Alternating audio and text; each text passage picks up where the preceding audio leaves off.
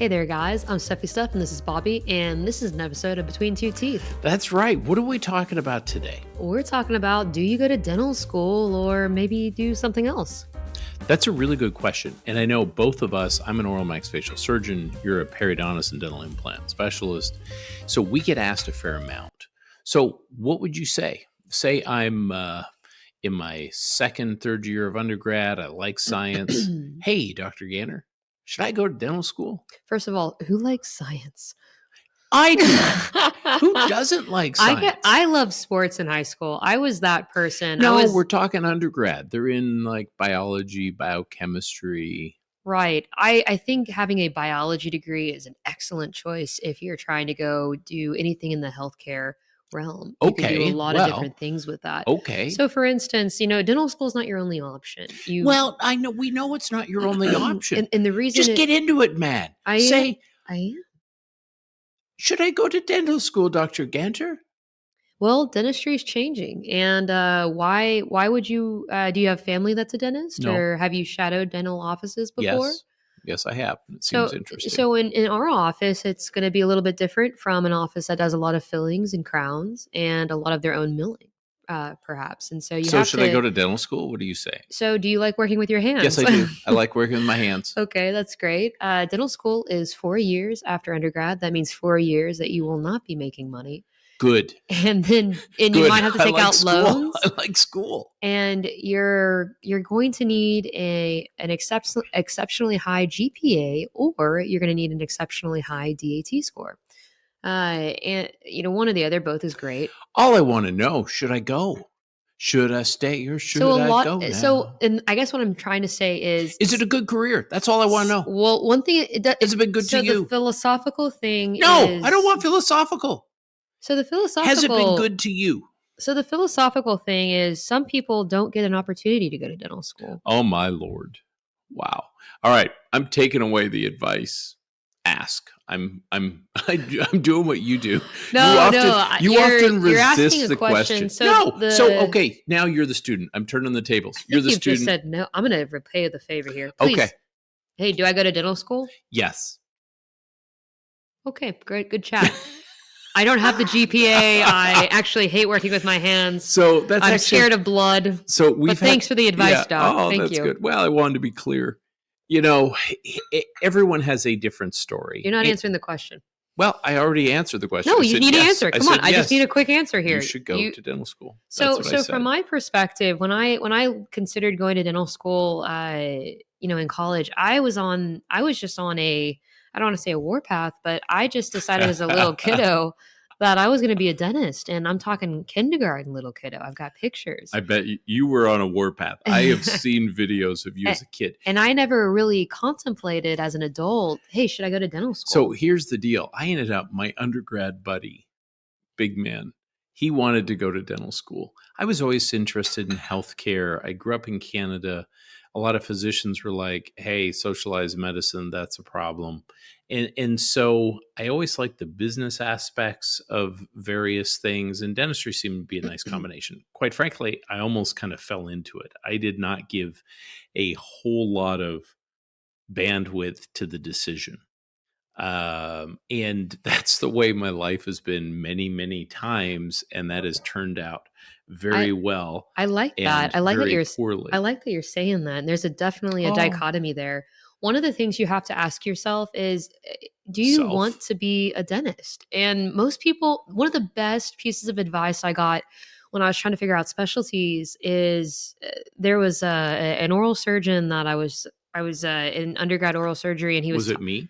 No, as a matter of fact, it wasn't. Okay. And he was talking about, he goes, you know what? I got into dental school and I realized I don't like prepping crowns or doing fillings. And he goes, and I thought I did when I shadowed those people before I got into dental school. And if you're like me, you're an experiential learner. You just don't know until you get in there and you get a feel for things. And the reason I bring that up is the question, do you go to dental school, can be taken so many different ways. You always Like, Financially, yes, it's great. It's very we're blessed. no, well, and But it may school's not all expensive. school's expensive, but School's going to cost it you 300 to 500 it may plus, apparently, oh, depending on where you go. depending. 300 is a steep number. Well, it is, but you got to In live and Texas, opportunity maybe. Yeah. costs and all this kind of stuff. So you also have to look at it not just financial, but you don't have a crystal ball to look into the future. Yeah. Dentistry is not the heyday it was in the 90s. It's great still, Yeah. but it's changing. And I would argue it's going to continue to change, especially as you get more into an employee based model of dentistry. Yeah. Things are going to change, and you're making a lot of sound with your latte cup, just in case we do podcasts. If We've I had a literally. kiddo right now, or if I had somebody that was asking me this question, I would ask them three things. Okay, go. I would say, how important is making money to you? Okay. Okay. I would say, do you like to work with your hands? Okay. And I would say, do you have a problem pivoting when you're 45? Oh, What say you? well, that was a pause there. I think that's all reasonable and prudent. And I think whatever career you decide right now, you need to be aware that a pivot may happen. So I talk to young girls about this all the time. When I say young girls, I have a million cousins in my family, and some of them have asked me. I played sports in college. They've asked me about, do you play sport? Do I play sports in college? Because it's a huge investment and it absolutely changes your experience in college. And I've also had them ask me, hey, I want a family. Am I going to be able to have a family and be a dentist? Because when you are 22 graduating, it is daunting to say that, hey, you may be 30 before kids really become something that you're able to do. Those could be some And nuances. so for a Yes. female, it's a different question.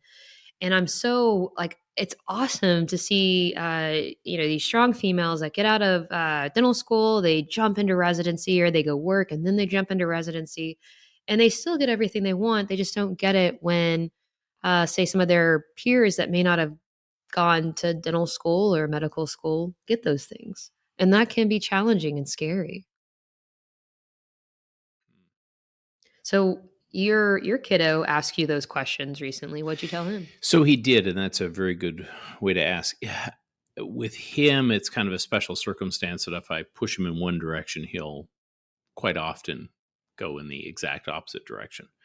So I just told him that dentistry had been very good to me. And if I had an opportunity to have a do over, I would do the exact same things that I did. Almost verbatim to a point of how things panned out. And some of that were successes, and some of those were failures. To your point, you don't know what the next 5 years is going to look like, what the next 10 years is going to look like. What I have found in my own experience, education has always served me well. Whether it was my MBA or dental school or residency or med school, whatever time I put into something, it generally served me well. I love that. Oh, thanks. And I would argue too, so I would do things differently. I wouldn't do things exactly the same way. I would argue that they've worked out for me and I've been very blessed. But I also know more about myself and what I want. And I can't say that I necessarily knew that as a 22-year-old. Yeah. Or should you, So part of my push to people is when you ask yourself, should I go to dental school? I would say, well, what's your story? Are you in college still, or do you have family members that are dentists? It doesn't mean you can't be a dentist. It just may mean that based on what I hear your story and the growth experiences you've had as a human being through your lifetime, maybe taking a gap year between college and going to dental school is the best way to find yourself and figure out if this is the right venture for you. And I think looking at data, seeing what grade ranges, Oh what yeah. pre-admission testing, the DAT scores you need, The all that way sort of thing. the way I worked was okay. True. I questioned myself in college. I didn't know if I wanted to do medicine or dentistry in college, but mainly it was going to be dentistry. And whenever I took a look at things, I always knew though, wherever I was going to go next, I needed good grades.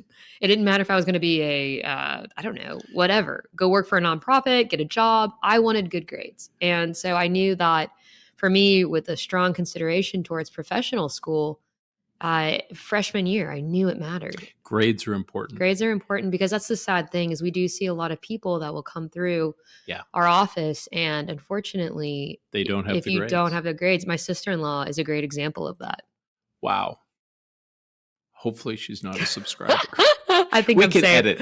We I don't think I'm edit. safe. No, and I hardly only at say all. that because she was a phenomenal athlete. But at the end of the day, if you don't have someone pushing you in college to get the grades, it's not. I hate to use the word fair. I know you hate that word, but it is not a fair game. Don't say fair. Nothing's fair. You know, I never had parents that did any kind of professional education, and neither did she. And so you really don't know. And if you decide halfway through, oh, okay, now I think I really want to do this. And it's not that you've been doing nothing, you've just been exploring other parts of your life. Because dentistry is so competitive to get into because of the lifestyle, it really excludes those who were not just absolutely driven that first year in college. You've got to be driven. My advice would be to talk to people. I had a good friend whose dad was a dentist, and I'd interacted with him a bunch.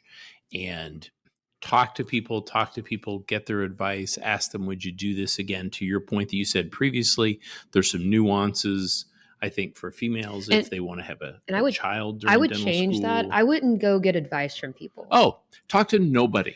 That's good. No. That's terrible advice. No, I would go. They should hit the stop button. Yeah, I would instead don't go into it looking for advice. Go into it looking for their story.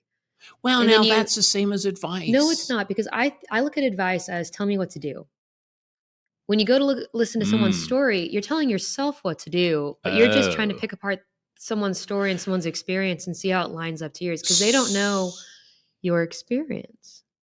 So how would someone go about asking me? For instance, if someone wanted to go to your office and they were like, man, Dr. McNeill, like, you know, what's your advice? Like, should I go to dental school? Like, this would be awesome. And then I say quick answer, yes, next. And then they're going to laugh and nothing's going to so what are they going to ask? So instead you can go up to someone Me, they're coming up to me. So say you want to go up to Dr. McNeill and you can say, hey. You can call me Bob, by the way. Hey, or Bob. Bobby. Hey, Bob. Because that's what 22-year-old me would do, I guess. You know, hey, probably Bob. would. You go, state Bobby. board member, like Bobby. with a suit. Yeah. That's not intimidating at all. We'll go back to Dr. McNeill. So hey there, Doc. I want to hear your story. I'm thinking about going into dental school, and I want to decide for myself, but I'd love to hear your story, your journey, and see if it's something that I can use to better my experience. That is absolutely brilliant.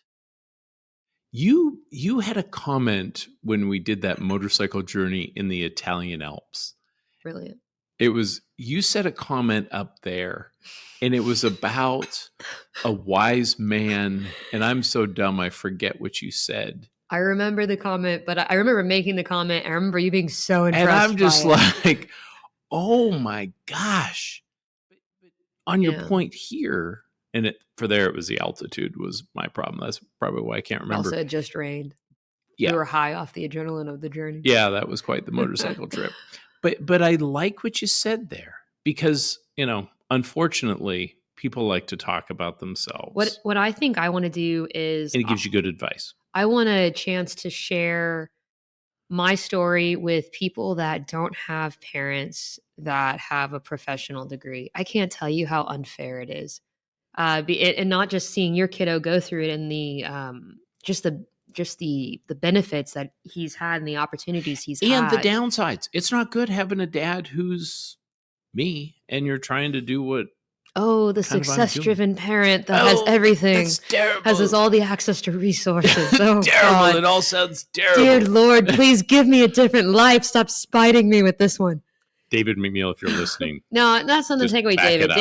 David's brilliant in his own right. He doesn't need you. David does his own thing. I'm just saying and he wants zero help. As a very average kid from McKinney, it's absolutely tough. You know, if you look at my sister-in-law again for an example, she worked her ass off in soccer and she's brilliant at it.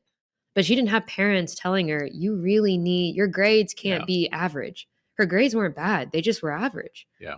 And it's unfair because if Don't say fair. your parent is a professional, usually they have access to cash and usually they can pay for the best tutors. They can get you into the right research labs. Right. They're connected. And I can't tell you how many, I can't tell you. It's No, just, you it's can. Tell me. absolutely, There there's is a a lot. disparity there. And also part of it, I think, with my own kids has just been a baseline high level of expectations. Oh, and we do everything we can for our children. Yeah. I would expect you to give them access to every resource that's available to you. And much of the time, they don't want it because they want to push back. Why you don't be knocking your cups in case this is you make So great lattes. if But I that's could the tell, latte cup anyone going down listening to again. this, especially if you come from a family that doesn't have a doctor in the family, Mhm. man, it is possible. And hopefully you're listening to this either before college or maybe as a pre-dental student. Maybe you saw us at a Texas Mission of Mercy event. But just know it's absolutely possible, and I'm always open ears. And my heart goes out to people who are first in family docs because I know it's not easy, and we are here to help and Yeah, help you on your journey in and however we can, just to even the playing field a little bit. that's part of what we hope to do with Between Two Teeth, for instance, to help out with that. Um, I love that advice you gave to have people say, "Can you tell me your story?" And I'm trying to figure out, is this a good path for me? That's really a great way because people like to talk about themselves, and everyone's going to have a different story and everyone's going to have a different path. Well, listen, we really appreciate y'all being with us today. If you like what we're talking about, please hit the subscribe. Thanks, guys.